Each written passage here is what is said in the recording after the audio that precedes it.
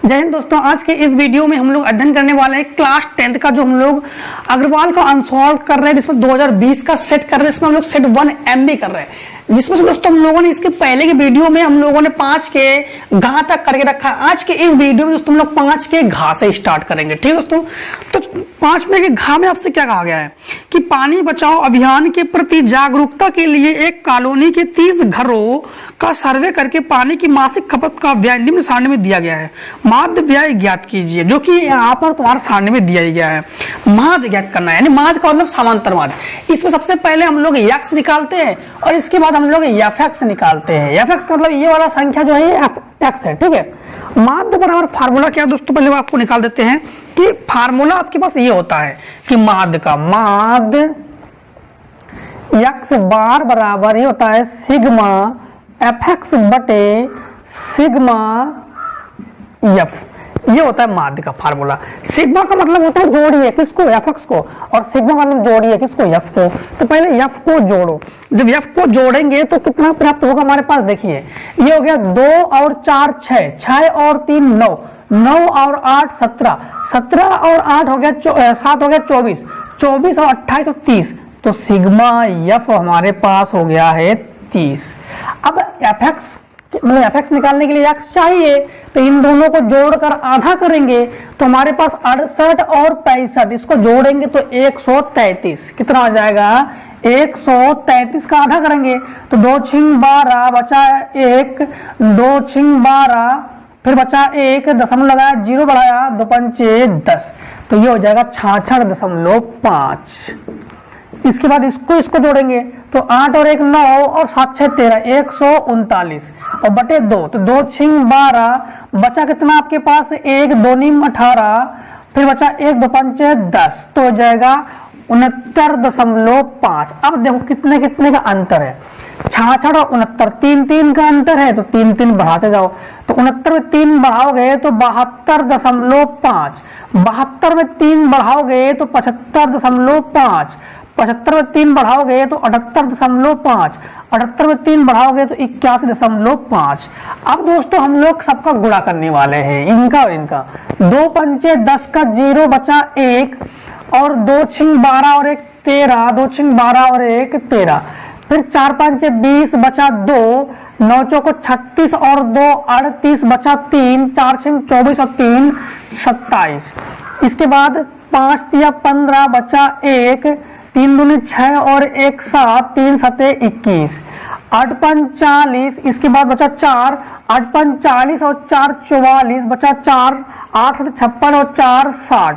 इसके बाद 7 पन्ना 35 का 5 बचा 3, इसके बाद 7 56, 7 8 56, 56 और 3 आपके पास हो गया 59 बचा 5, 7 7 49 और 5 54।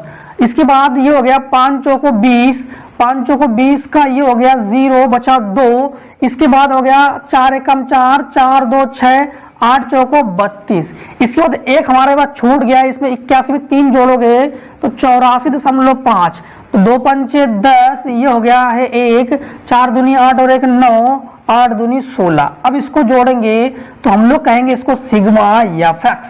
तो जब इसको जोड़ेंगे तो ये हो गया 5 10, 10 का 0 हासिल लगाया 1, 3 और 1 4 हासिल का, और 8 12, 12 और 7 19, 19 और 4 23, 23 और 9 ये हो गया आपके पास 32, 32 और 6 38, 38 और 9 आपके पास 47, 47 का 7 बचा 4, ये हो गया 7 3 10 हासिल का 4 14 और 1 15, 15 15 और 4 19, 19 20 21, 21 और 6 आपके पास हो गया 27 बचा 2।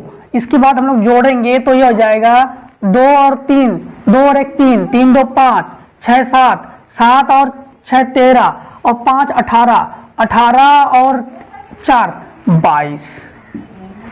अब हम लोग एक्स बार निकालेंगे तो सिग्मा एफएक्स बटा सिग्मा एफ का मान हमारे पास हो गया 2277 बटे 30। 30 का भाग लगाओ, तो 30 का भाग लगाओगे आप लोग तो हमारे पास कितना आंसर आ जाएगा, हमारे पास आंसर आ जाएगा 3 का भाग लगाइए। तो यहाँ पर लिखते हैं एक्स बार बराबर 3 सते 21, 3 सते 21 बचा आपके पास 1, 17 हो गया। 3 पचे 15, 3 पचे 15 बचे 2, 3 निम 27 बटे 10, 10 को हटाया, यहाँ पे दशमलव लगा दिया, तो x बार बराबर हमारे पास आ गया 75.9। ये दोस्तों हमारे पास समांतर माध्य का आ गया है आंसर। क्लियर। अब हम लोग इसी का आगे क्वेश्चन करेंगे। आगे जो क्वेश्चन हमारा है 6 का का करेंगे। 6 का का में क्या कहा गया है, तो लिखेंगे उत्तर 6 का। उत्तर 6 का में आपसे ये कहा गया है कि ध्यान देना, ऐसे क्वेश्चन को पढ़ा करो और पढ़कर ही क्या करोगे कि इसको जब तक पढ़ोगे नहीं आएगा। 2 अंकों की संख्या में दहाई का अंक, जब भी 2 अंकों की संख्या की बात की जाए, हमने हर बार कहा है कि मान लो, माना, इसमें हमेशा मान लिया करो, माना दहाई का, फटाक से पहले मान लो बोर्ड एग्जाम में, दहाई का अंक बराबर x तथा इकाई का अंक बराबर y। ठीक। और इसके बाद संख्या बराबर फार्मूला होता है आपके पास, संख्या बराबर 10x प्लस y। ये 3 काम कर लो, x और y मान के संख्या में 10x प्लस y, इसको सूत्र लगा दो। अब जो कहेगा वही करेंगे हम लोग। 2 अंकों की संख्या में दहाई का अंक इकाई के अंक का 3 गुना है, दहाई का अंक इकाई के अंक का 3 गुना है। प्रथम शर्त में इन्होंने क्या कहा, ध्यान दीजिए, प्रथम शर्त में इन्होंने ये कहा है दहाई का अंक अर्थात x, इकाई का अंक का यानी y का 3 गुना है, 3 गुना कर दिया। ये हो गया x माइनस 3y बराबर 0, समीकरण डाल दिया, इसको 21 को इधर पक्षांतर कर दिया। द्वितीय शर्त में क्या कहा आपसे, देखिए द्वितीय शर्त में आपसे ये कहा है कि यदि संख्या में से 54 घटाए जाए तो अंक पलट जाते हैं। संख्या ज्ञात कीजिए, संख्या में से 54 घटाए जाए। द्वितीय शर्त में संख्या हमारे पास क्या है 10x plus Y, 10x plus Y में 54 घटा दिया, तो इन्होंने क्या किया 54 घटा दिया। 54 घटाए तो अंक पलट जाते हैं, तो अंक पलट जाते हैं, तो बराबर 10 और x की जगह आ गया y प्लस x की जगह आ गया y और y की जगह आ गया x। ठीक। अब पक्षांतर करके लाओ, 10x को 10x लिखो, इस x को इधर पक्षांतर करके लाओ, प्लस y को y लिखो, 10y को इधर पक्षांतर करके लाओ। 54 माइनस का उधर पक्षांतर करेंगे तो हो जाएगा प्लस का। ठीक। इससे घटाएंगे तो हो जाएगा 9x और इससे इसको घटाएंगे तो माइनस का 9y बराबर 54। 9 हो गया दोस्तों कॉमन, जब 9 को कॉमन लेंगे तो हो जाएगा x माइनस वाई बराबर 9 से 54। समीकरण बन गया 2। समीकरण 1 व 2 को क्या करोगे, समीकरण 1 में भी माइनस है, समीकरण 2 में माइनस है, अगर समान चिन्ह होता है तो घटाए जाते हैं। तो समीकरण 1 व 2 को हम लोग क्या करने पर, घटाने पर, जब समीकरण 1 और 2 को घटाएंगे तो कैसे घटाएंगे, समीकरण 1 में है x माइनस 3y बराबर 0, समीकरण 2 है x माइनस y बराबर हो जाएगा 6, माइनस प्लस माइनस घटाने पर चिन्ह बदल जाते हैं, ये प्लस माइनस है, ये कैंसिल हो गया, ये घटकर आ गया माइनस का 2y और ये माइनस का 6, इससे ये कैंसिल हो गया, 2 तिया 6, y बराबर आ गया 3। y का मान या तो समीकरण 1 में रखो 2 में रखो, आंसर तो आना ही है। तो y का मान हम लोग समीकरण चाहे जिसमें कोई दिक्कत नहीं, 1 में रखने पर जब y का मान समीकरण 1 में रख देंगे तो x की जगह x लिखेंगे, माइनस 3 इंटू वाई की जगह 3 लिखेंगे बराबर 0, 3 तरह का 9 माइनस का उधर जाएगा प्लस का, तो x बराबर हो जाएगा 9। ठीक। अब हमसे संख्या पूछा गया है तो संख्या बराबर हम लोग लिखेंगे 10 इंटू x की जगह हम लोग लिखेंगे 9, 10 इंटू x की जगह 9 प्लस y की जगह हम लोग लिखेंगे 3, तो संख्या बराबर हम लोग लिखेंगे, संख्या बराबर 10 90 और 9 93, ये हमारे पास आ गया आंसर। अब हम लोग 6 का के बाद 6 का खा करेंगे, तो लिखेंगे उत्तर 6 का खा। क्या लिखेंगे हम लोग, उत्तर 6 का खा। सवाल को पढ़िए, सवाल में क्या कहा गया है, एक वृत्ताकार कमरे के ऊपर अर्धगोलाकार गुंबद है, तो वृत्ताकार कमरा यानी कमरे जो है वृत्ताकार, तो पहले कमरे को बनाओ, तो इस प्रकार से हमने बना दिया एक कमरा, वृत्ताकार कमरा। वृत्ताकार कमरा दोस्तों बेलन के आकार का होता है, किसके आकार का होता है, बेलन की। बस भाषा समझना पड़ेगा, भाषा नहीं समझ में आएगा तो सब बेकार। तो वृत्ताकार कमरा का मतलब हो गया बेलनाकार कमरा, ठीक है। बेलनाकार कमरे को हम लोग वृत्ताकार कमरा कहते हैं। इस प्रकार से इसके ऊपर गुंबद है, जो मंदिर के ऊपर नहीं होते, मंदिर मस्जिद के ऊपर, तो उस प्रकार से गुंबद यानी अर्धगोलाकार गुंबद है, ठीक है। इसके बाद उन्होंने ये कहा है इसका कुल भीतरी आयतन, कुल भीतरी आयतन, कुल भीतरी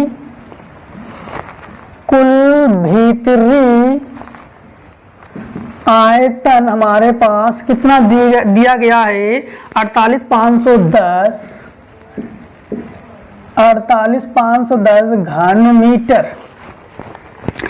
भीतरी व्यास उसकी महत्तम ऊंचाई के बराबर है। तो हमने मान लिया, माना व्यास बराबर हमने मान लिया d और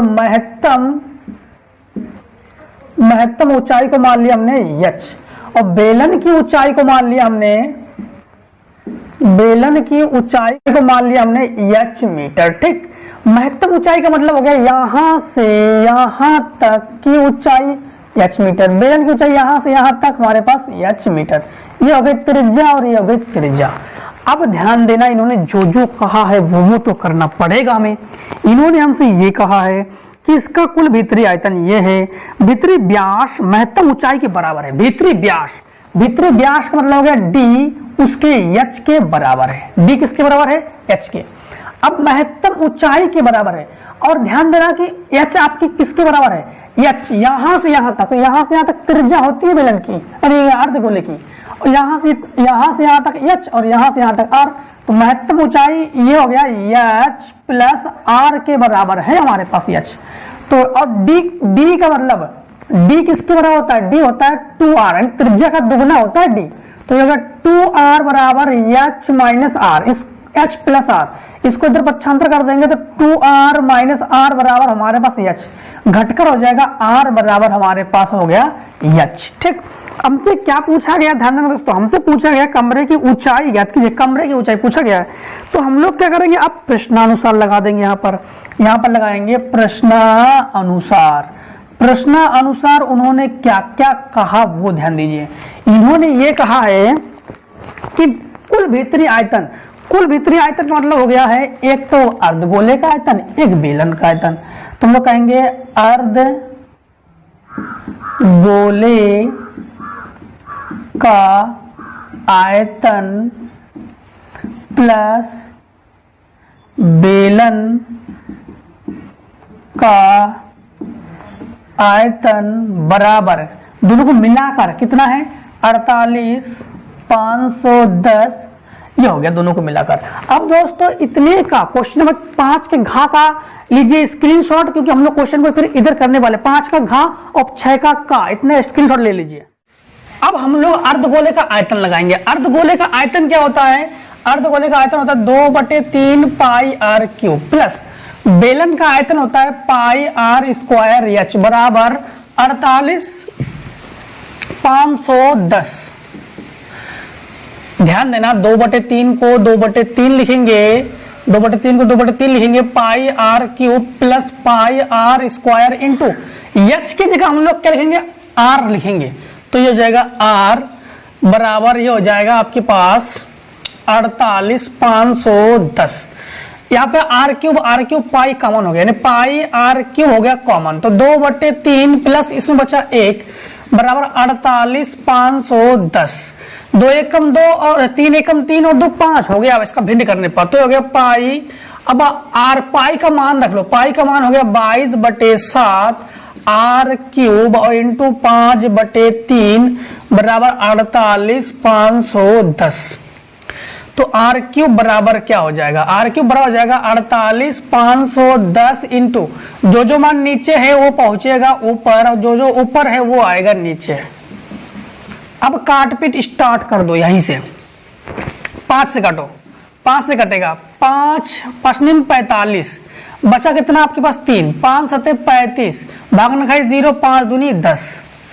अब आप काटो, आधा करो इसका, तो ये जगह 4 दूनी 8, फिर 3 8 दूनी 16, एक बचा ना, 8 दूनी 16, 5 दूनी 10, 2 एकम 2। फिर से एक बार चेक कर लेते हैं, ये हो गया 2 चौको 8 बचा 1, 2 अट्ठे 16 बचा 1, 2 पंचे 10, 2 एकम 2, 2 11 22, 11 से काटो। अब जब 11 से काटेंगे 11 चौक 44, बचा कितना 4, 11 चौक 44, फिर बचा 1, 11 एकम 11।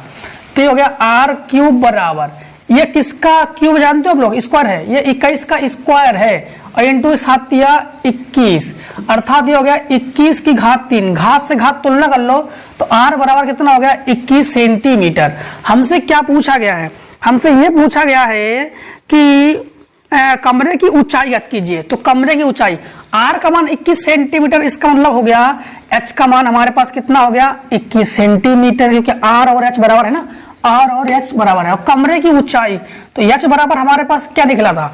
एच बराबर निकला था एच प्लस आर, तो हो जाएगा एच प्लस आर, अर्थात एच बराबर हमारे पास कितना आ गया 21 दूनी 42 सेंटीमीटर। ये हो गया हमारे पास आंसर। अब दोस्तों हम लोग करेंगे गा, 6 का गा। 6 का गा हम लोग इस प्रकार से लिखेंगे, उत्तर 6 का गा। उत्तर 6 के गा में हमसे यह कहा गया है, एक प्रकाश स्तंभ के शिखर से देखने पर समुद्र में 2 जहाजों के अवनमन कोण क्रमशः 30 अंश 45 अंश है। यदि प्रकाश के एक ही ओर जहां से दूसरे के ठीक पीछे 50 मीटर की दूरी पर है तो समुद्र तल से प्रकाश स्तंभ की ऊंचाई ज्ञात कीजिए। सबसे पहले हम लोगों ने लिया एक प्रकाश स्तंभ, ये हो गया, और इसका ये नीचे हम लोगों ने इस प्रकार से 2 कोण बना दिया। अवनमन कोण को इस प्रकार से दर्शाते दोस्तों, डॉट डॉट से हम लोग ऊपर से। अब ये जो कोण है, एक है 30 अंश और एक है 45 अंश, मतलब ये हो गया 30 अंश का और ये हो गया 45 अंश का। वरना मान लिया कि यहां से ए, ये हो गया बी और ये हो गया सी और ये हो गया डी, ए बी की ऊंचाई मान लिया हमने h मीटर, ठीक है। तो इनसे पूछा गया था प्रकाश स्तंभ की ऊंचाई ज्ञात कीजिए। अब इन्होंने कहा है कि एक जहाज दूसरे जहाज के ठीक 50 मीटर पीछे है, एक जहाज दूसरे जहाज के ठीक 50 मीटर पीछे है। तो अगर ये जहाज हमारे पास x मीटर हो गया, ये जहाज हमारे पास मतलब ये दूरी हमने मान लिया x मीटर। अब ध्यान देना 50 मीटर पीछे है, इन्होंने ये कहा। सबसे पहले इन्होंने जो कहा ज्ञात करने के लिए पहले उसको मान लेते हैं। हमने मान लिया कि माना प्रकाश स्तंभ की ऊंचाई बराबर h मीटर, ठीक। अब हमने ये वाला हमारे पास, और ये इसके 50 मीटर पीछे है, तो यहां से इतना, ये यहां से इतना हो गया 50 मीटर, ठीक।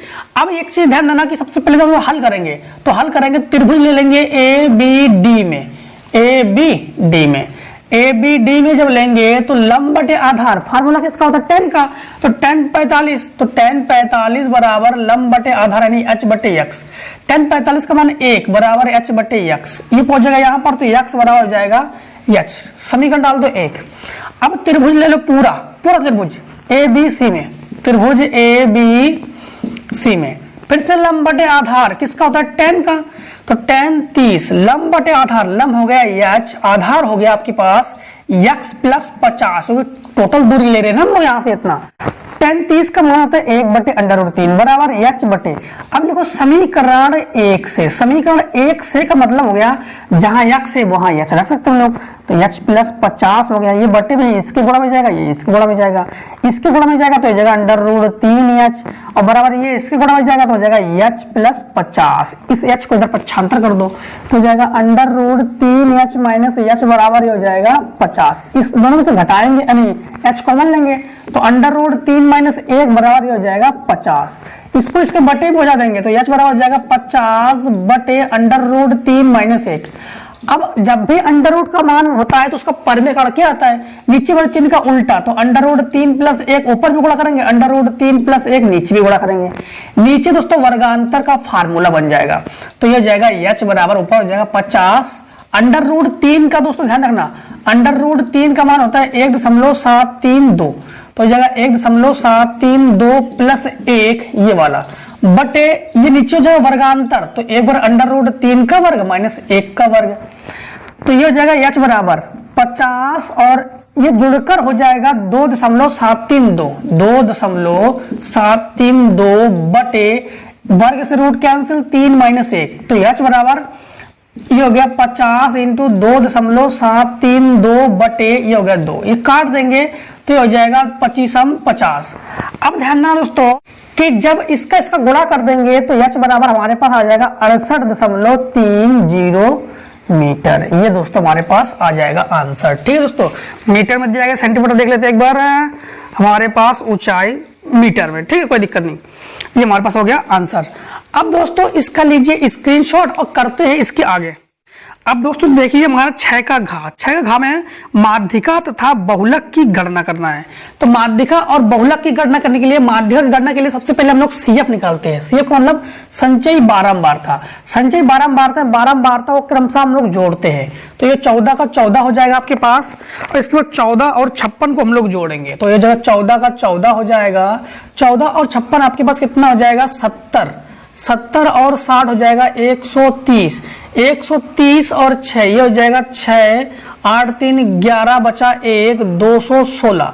इसके बाद इस पर जोड़ेंगे ये हो जाएगा 6 4 10 हासिल बचा 1, 7 1 8 1 9, ये हो गया 290। इसके बाद इसको जोड़ेंगे तो हो जाएगा 2 और 6 5 यानी 9 6 15 बचा 1 2 और 1 3।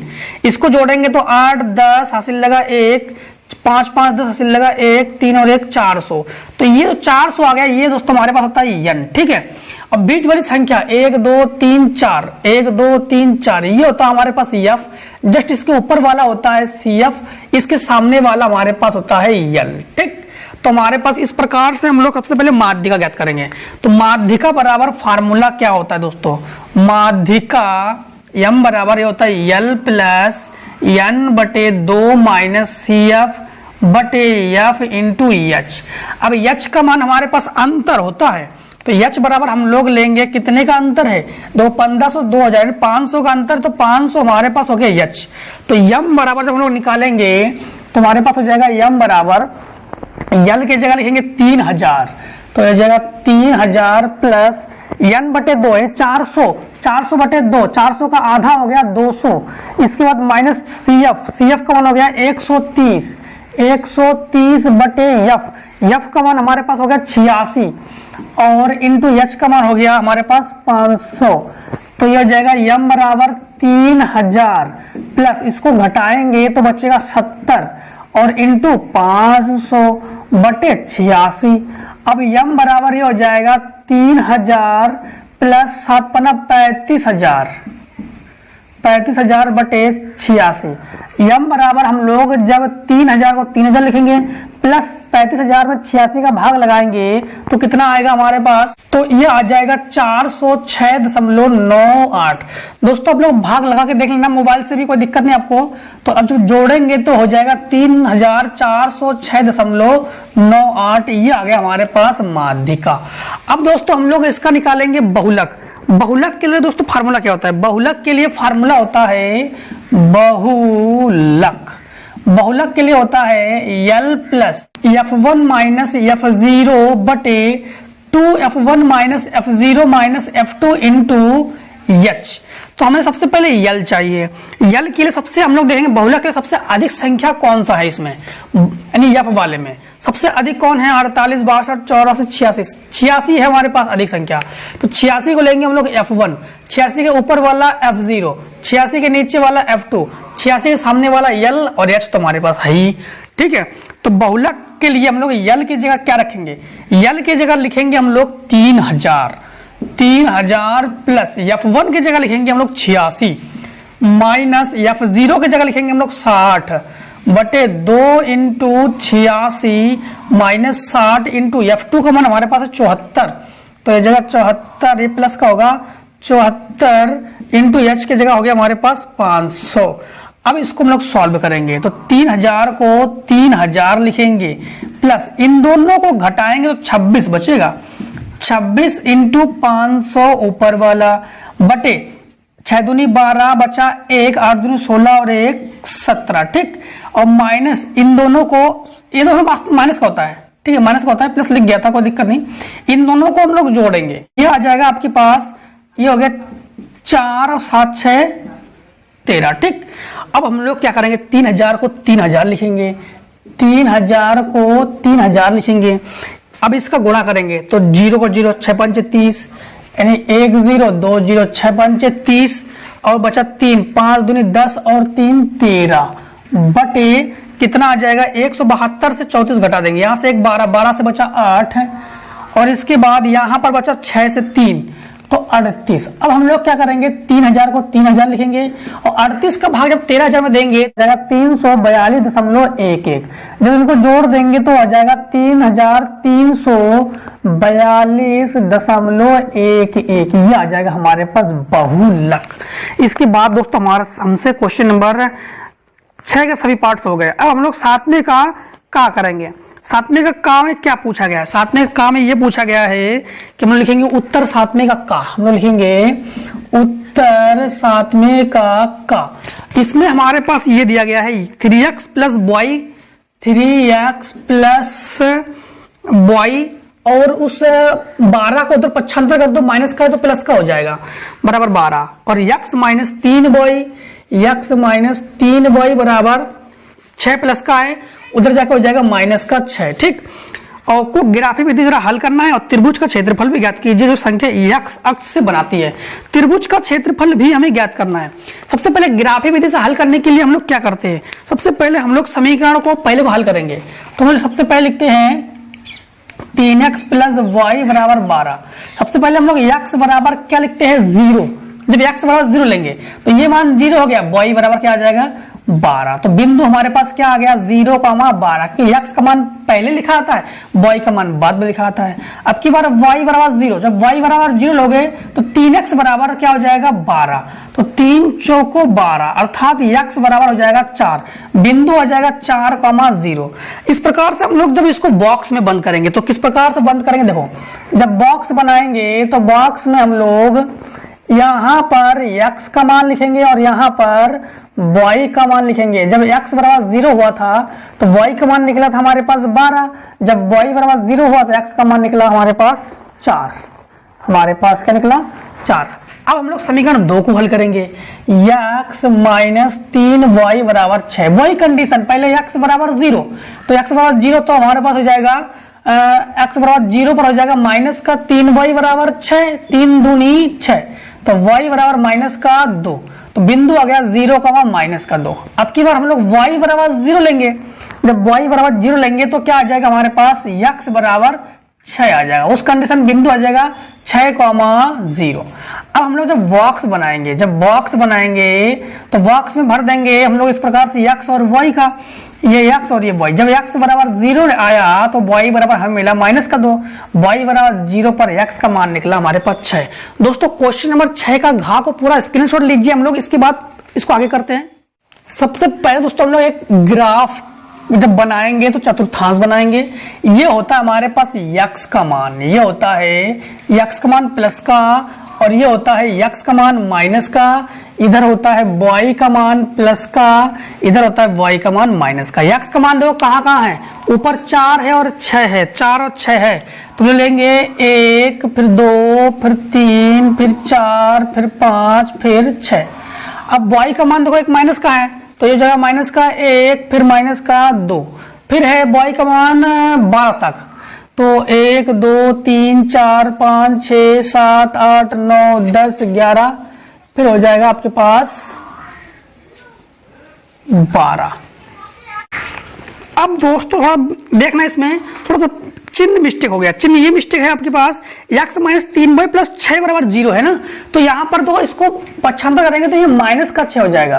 तो x बराबर 0 जब रखेंगे तो y बराबर ये माइनस का 6, तो माइनस से माइनस कैंसिल, तो y बराबर जो हमारे पास 2 मिलेगा वो प्लस का मिलेगा, तो यहाँ पर y बराबर हमारे पास हो जाएगा प्लस का 2। अब जब y बराबर 0 रखेंगे तो x बराबर हमें माइनस का 6 मिलेगा, तो ये हो जाएगा प्लस का 2 और माइनस का 6। अब जब हम लोग ग्राफ को बनाएंगे तब दोस्तों ध्यान देना कि y का नीचे वाला कोई मान नहीं होगा, y का नीचे कोई मान नहीं होगा, यानी नीचे वो मान है नहीं, चाहो तो डाल कर तो कोई दिक्कत नहीं, इसमें भी कोई दिक्कत नहीं, माइनस का 3 तक। x का मान हमारे पास कितना है, माइनस वाला 6 तक है, तो माइनस वाला 6 तक लेंगे तो 1 2 3 4 5 6। अब ग्राफ को बनाओ और मूल बिंदु होता है 0,0। जब ग्राफ को बनाएंगे तो ध्यान देना दोस्तों, सबसे पहले हम लोग किसको किससे मिलाएंगे?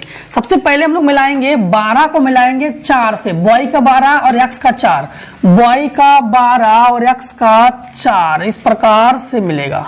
ठीक दोस्तों, इस प्रकार से मिलाएंगे इसको। इसके बाद y का 12 x का 4 और x का -6 और y का 2, x का -6 और y का 2, इसका काउंटिंग लिख देते 1 2 3 4 5 6 7 8 9 10 11। अब हम लोग इसका लिख देते हैं कि ये हो गया हमारे पास इसका y का 2, इस प्रकार से हम लोग ग्राफ को बनाएंगे। ठीक है, अब इतने हम लोगों से क्या पूछा गया है? हमसे पूछा ये गया है, सबसे पहले हम लोग बिंदु लिख लेते हैं। बिंदु हमारे पास ये पूछा गया है, मतलब बिंदु दिया गया है 4, यहाँ पर हमारे पास हो जाएगा 4,0 और यहाँ पर हो जाएगा -6,0 और यहाँ पर हमारे पास हो जाएगा 0,12, यहाँ पर होगा 0,12 और यहाँ पर हमारे पास होगा 0,2। ठीक, अब हमसे x अक्ष द्वारा क्षेत्रफल पूछा गया है। क्या पूछा गया है कि x अक्ष से बनाती है उसका त्रिभुज का क्षेत्रफल। त्रिभुज का क्षेत्रफल क्या होता है दोस्तों? बता दें आपको, त्रिभुज का क्षेत्रफल होता है 1/2 लंब इंटू ऊंचाई या आधार। ठीक है, लंब यानी लंब इंटू आधार। सबसे पहले यहां से यहां तक गिनती कीजिए, 1 2 3 4 5 6 7 8 9 10। तो हमारे पास जो हमारे पास आधार है, आधार तो हो गया हमारे पास 10। और लंब कितना है दोस्तों? आपको बता दें कि लंब कितना है। तो लंब जो है हमारे पास, यहां से त्रिभुज बनाओ पहले। जब यहां से हम लोग इस प्रकार से त्रिभुज बनाएंगे तो यहां पर आके मिल रहा है, इसका मतलब थोड़ा काउंटिंग को आगे पीछे कर देते हैं। काउंटिंग को आगे पीछे का मतलब कैसे कि यहां पर 2 कर देते हैं और यहां पर हम लोग 3 कर लेते हैं। ठीक, ये लगभग समथिंग 3 पर मिलता है। तो ये हमारे पास हो गया लंब और ये हो गया आधार। तो यहां पर ध्यान देना, अगर लंब डालेंगे तो 3 पर ही डालेंगे, इसलिए हम लोग कहेंगे लंब हमारे पास हो गया 3। त्रिभुज का क्षेत्रफल को a से लिखो, 1/2 लंब हो गया 3, आधार हो गया 10, 2 पंचे 10, तो a बराबर हमारे पास हो गया 15 वर्ग सेंटीमीटर। क्या आ जाएगा हमारे पास? 15 वर्ग सेंटीमीटर या वर्ग इकाई भी कह सकते हो, क्योंकि इसको हम लोग अधिकतर वर्ग इकाई से कहते हैं हम लोग, तो वर्ग इकाई कह सकते हो।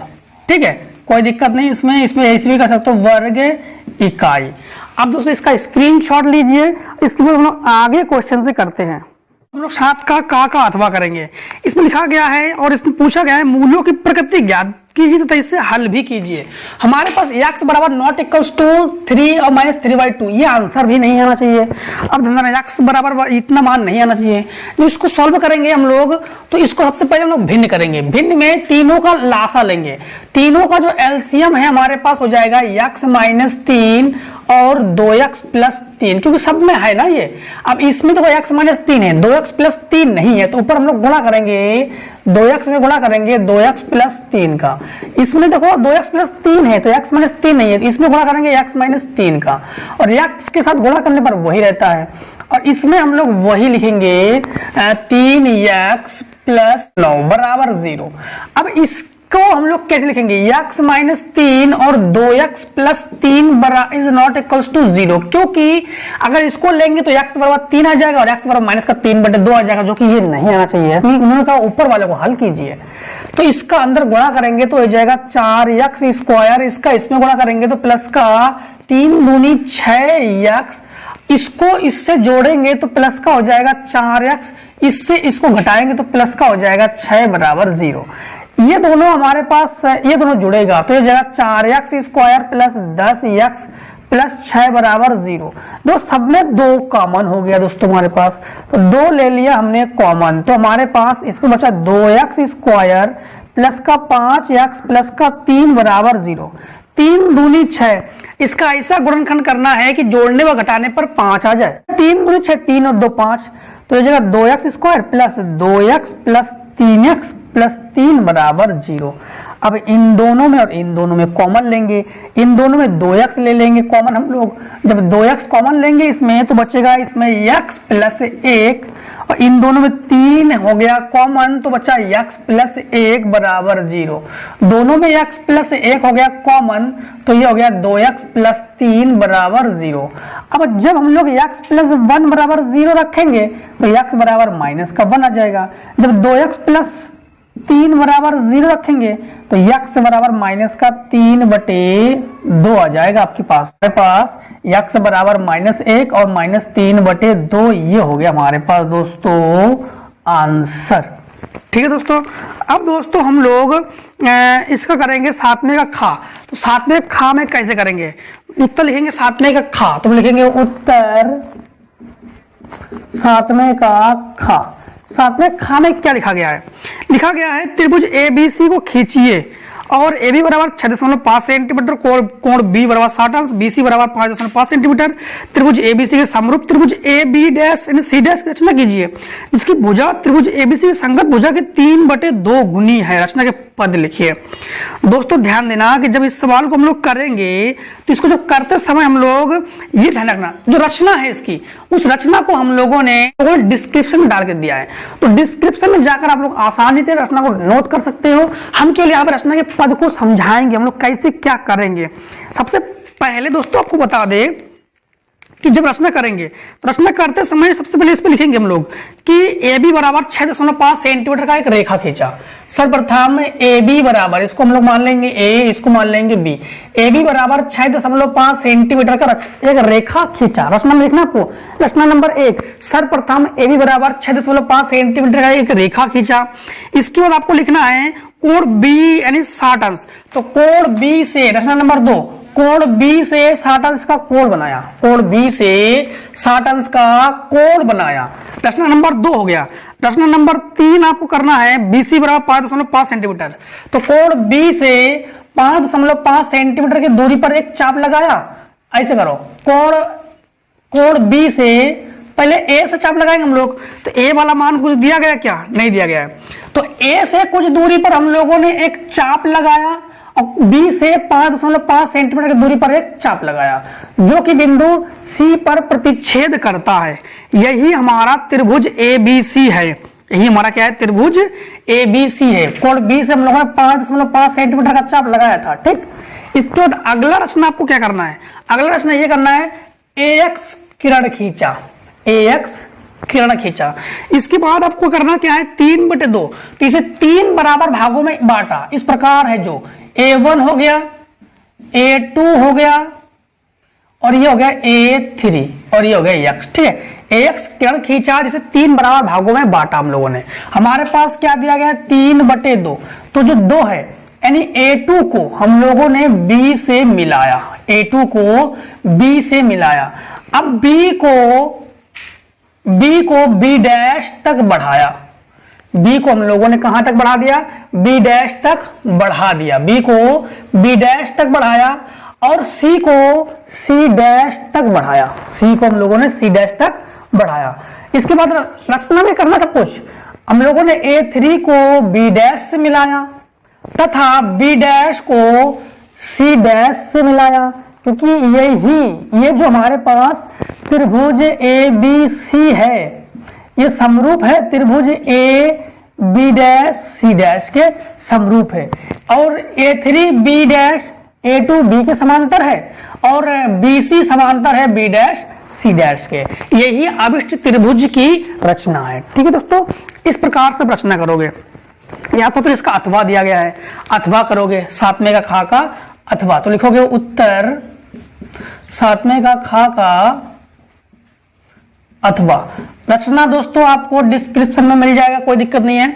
सातवें खा का अथवा में आपको ऐसे करना है, एक 8 सेंटीमीटर लंबा रेखाखंड खींचिए, AB खींचिए। तो सर्वप्रथम हम लोगों ने क्या किया? सर्वप्रथम AB बराबर 8 सेंटीमीटर का एक रेखा खींचा। सर्वप्रथम AB बराबर 8 सेंटीमीटर का एक लंबा रेखा खींचा। A को केंद्र मानकर 4 सेंटीमीटर त्रिज्या का वृत्त। तो A को केंद्र मानकर लगभग बीच से करना है, क्योंकि 4 सेंटीमीटर का है ना ये, तो लगभग A को केंद्र मानकर 4 सेंटीमीटर त्रिज्या का एक वृत्त बनाया। A को केंद्र मानकर 4 सेंटीमीटर त्रिज्या का एक वृत्त बनाया। रेखा को दोस्तों थोड़ा सा हम लोग ऊपर से लेते हैं, यहां से लेते, ठीक, यहां हो गया 4 सेंटीमीटर त्रिज्या का एक वृत्त बनाया। इसके बाद इन्होंने ये कहा है बी को केंद्र मानकर 3 सेंटीमीटर, मतलब लगभग 1 सेंटीमीटर छोड़ना है, यहां से 3 सेंटीमीटर, तो बी को केंद्र मानकर 3 सेंटीमीटर त्रिज्या का एक वृत्त बनाया। 3 सेंटीमीटर त्रिज्या का एक हम लोगों ने वृत्त बनाया, ठीक है, बी को केंद्र मानकर। ये हो गया बी और ये हो गया ए। अब इसके बाद इन्होंने ये कहा प्रत्येक वृत्त पर दूसरे वृत्त के केंद्र से स्पर्श रेखाओं की रचना कीजिए, स्पर्शियों की मापीय रचना के पद को लिखिए। तो रचना सबसे पहले आपको लिखना है ए बी बराबर 8 सेंटीमीटर लंबा रेखा खंड खींचा, ए यानी केंद्र, ए को केंद्र मानकर 4 सेंटीमीटर त्रिज्या का वृत्त बनाया, बी को केंद्र मानकर 3 सेंटीमीटर त्रिज्या का एक वृत्त बनाया। और इसके बाद ए बी का लंबार्धक किए, इसको दोस्तों मैं हटा दे रहे, आप लोग लिख देना, कोई दिक्कत नहीं है, ठीक है। ए बी के लंबार्धक किए, यानी इस प्रकार से लंबार्धक, मतलब लंबार्धक करना पड़ता है, स्पर्श रेखा करेगी ना। ए बी का लंबार्धक किया जो बिंदु यम पर प्रतिच्छेद करता है, ठीक है। यम को केंद्र मानकर हम लोगों ने यहां पर चाप लगाया और यहां पर चाप लगाया। अब यम को केंद्र मानकर हम लोग फिर एक अन्य वृत्त बनाते हैं। तो यम को केंद्र मानकर हम लोगों ने एक अन्य वृत्त बनाया जो कि दोनों वृत्तों को इस प्रकार से, दोनों वृत्तों केंद्र पर हो, अन्य वृत्त बनाया, ठीक है, जो पी क्यू आर यश पर प्रतिच्छेद करता है, ठीक है। ए को आर तथा यश से मिलाया, ठीक है, ए को आर तथा यश से मिलाया, बी को पी तथा क्यू से मिलाया, बी को किससे मिलाया, पी तथा क्यू से मिलाया, ठीक है। अब यहां दोस्तों ध्यान देना कि यहां पर 90 अंश के लिए इसको इस प्रकार से दिखाते हैं हम लोग, ठीक है, इसको इस प्रकार से दिखाएंगे 90 अंश के लिए। इस प्रकार से वृत्त की हम लोग रचना करते हैं। रचना कैसे करना है, कैसे लिखना है, सर्वप्रथम हम लोगों ने क्या किया कि ए बी बराबर 8 सेंटीमीटर का रेखा खींचा, फिर ए को केंद्र मानकर 4 सेंटीमीटर त्रिज्या का वृत्त बनाया, बी को केंद्र मानकर 3 सेंटीमीटर त्रिज्या का वृत्त बनाया। इसके बाद ए बी का लंबार्धक किया जो यम पर प्रतिच्छेद करता है, यम को केंद्र मानकर एक अन्य वृत्त बनाया जो बिंदु पी क्यू आर यश को प्रतिच्छेद करते, ए को आर तथा यश से मिलाया, बी को पी तथा क्यू से मिलाया। यही अभिष्ट रेखा, स्पर्शी रेखा युग्म की रचना है दोस्तों, ठीक है दोस्तों। अब लीजिए स्क्रीनशॉट और मिलते हैं इसके बाद नेक्स्ट वीडियो में।